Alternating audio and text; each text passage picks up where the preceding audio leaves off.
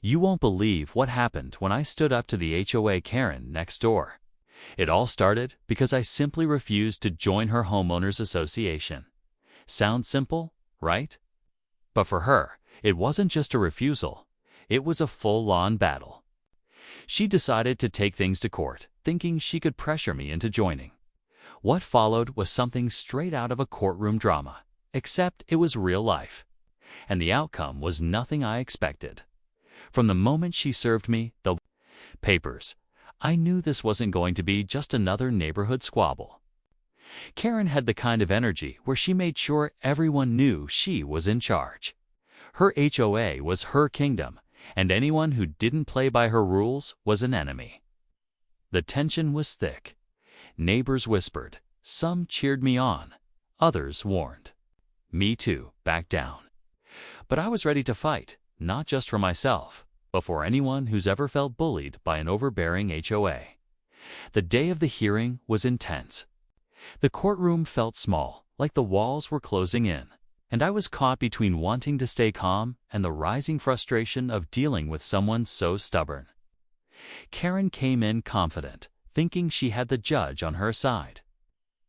But what happened next? It shocked everyone.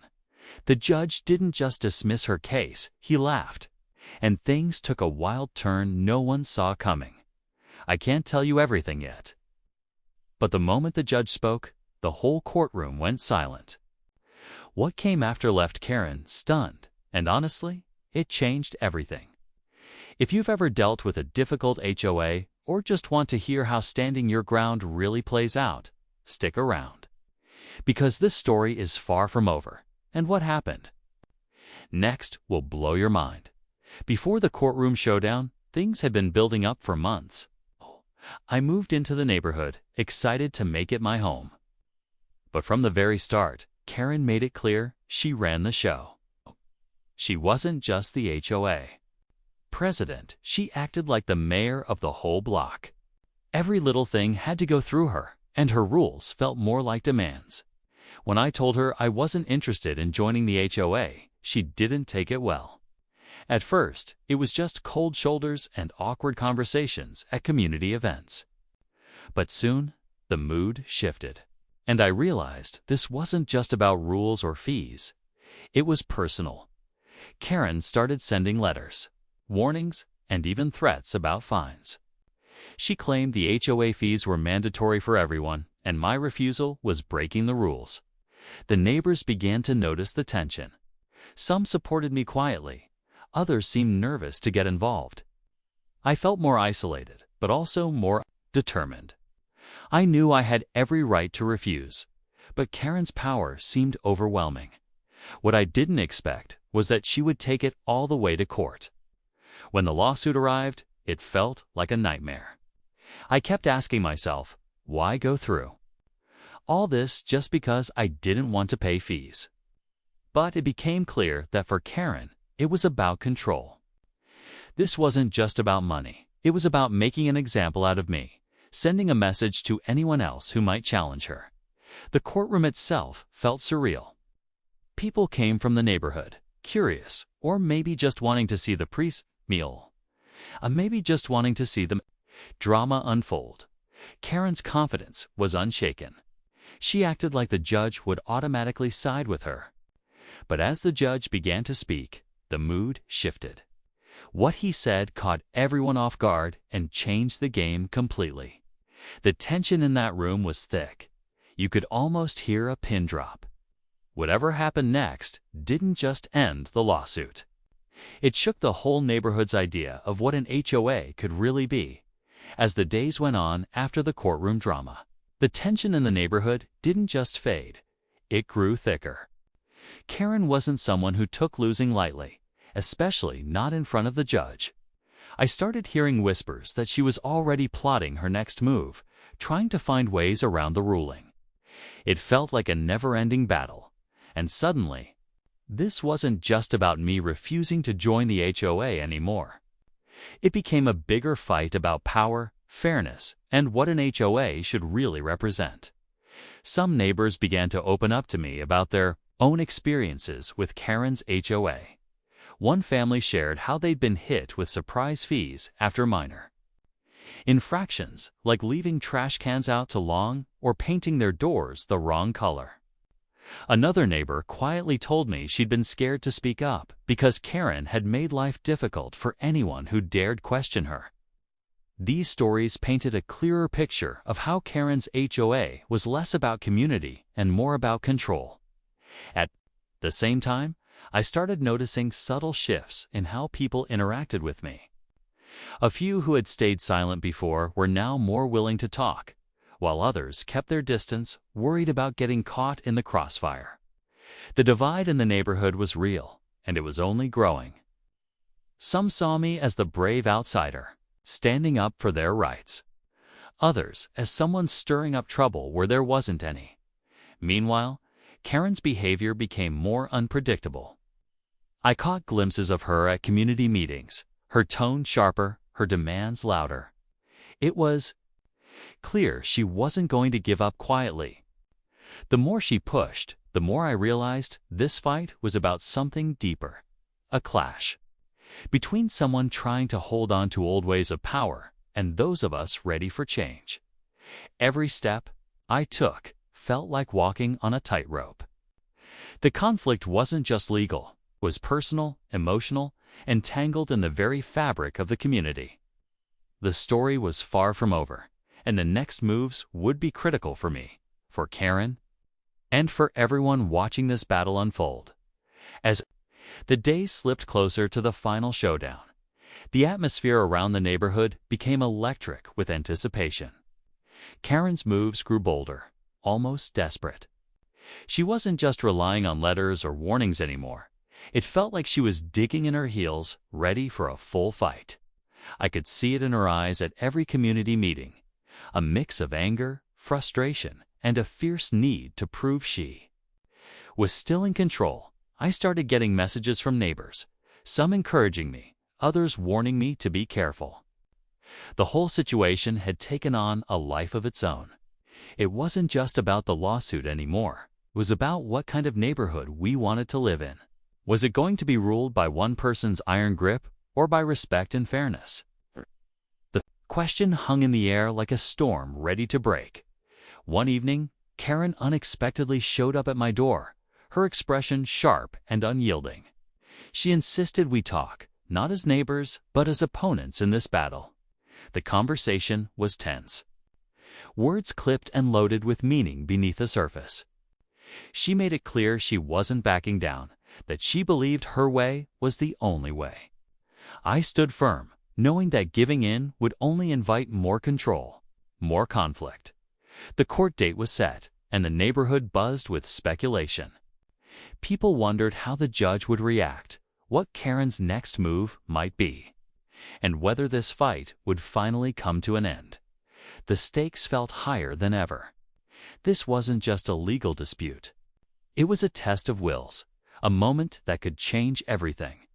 As the day approached, I felt the weight of the unknown pressing down. Would justice be served? Would Karen's hold over the community finally loosen? Or would the battle only grow fiercer, dragging everyone into chaos? The answers were just out of reach. And the tension stretched tight, like the calm right before a storm, just when I thought the tension had reached its peak.